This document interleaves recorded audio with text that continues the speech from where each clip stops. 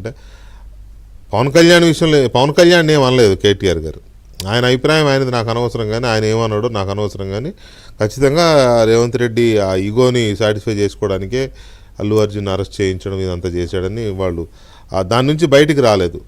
అంటే ఇప్పుడు కేటీఆర్ గారి యొక్క మానసిక పరిస్థితి ఎట్లుంది అని అంటే, ఆయన ఫిజిక్స్ క్వశ్చన్ వేసిన ఆయన కెమిస్ట్రీ ఆన్సరే చెప్తుండు. ఆయన సూటిగా అడిగినటువంటి ప్రశ్నకు జవాబు ఆయన చెప్పలే.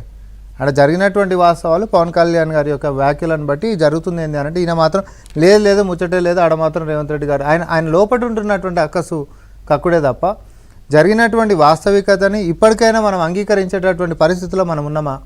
గతంలో తగ్గేదే లేదు అనేటటువంటి విషయంతో కేటీఆర్ అండ్ బ్యాచ్ వాళ్ళ సోషల్ మీడియా మొత్తం ముఠా చేసినటువంటి దుమారం ఎట్లా చేసిర్రు అని అంటే, అదేదో ఫిలిం ఇండస్ట్రీకి ప్రభుత్వానికి ఎంతో దూరం అయిపోయినట్టు, అసలు దూరం వెళ్ళిపోవాలన్నట్టుగా చేసినటువంటి దుష్ప్రచారాల మీద కూడా కేసులు అయినటువంటి సందర్భంగా నేను గుర్తు చేస్తూ ఉన్నా.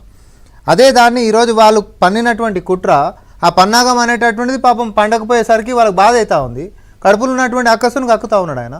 మా యొక్క ముఖ్యమంత్రి గారి పైన ఆయనకు వ్యక్తిగతంగా ఉంటున్నటువంటి దాన్ని కక్కుడే తప్ప నిజంగా అడిగినటువంటి ప్రశ్నకు జవాబు చెప్పింది ఏం లేదు కదా. ఈరోజు మేము చేసినటువంటి కక్షపూర్తం అనేటటువంటిది ఎట్లా అంటావు అంటే, యావత్ ప్రజానిక ముందు చట్ట సభలనే మేము చెప్పినాం. అంతకుమించి వేరేది కావాల్సినటువంటి అవసరం ఏముంది? వికే గారు చెప్పు. కిషోర్ రెడ్డి గారు చెప్పండి సార్.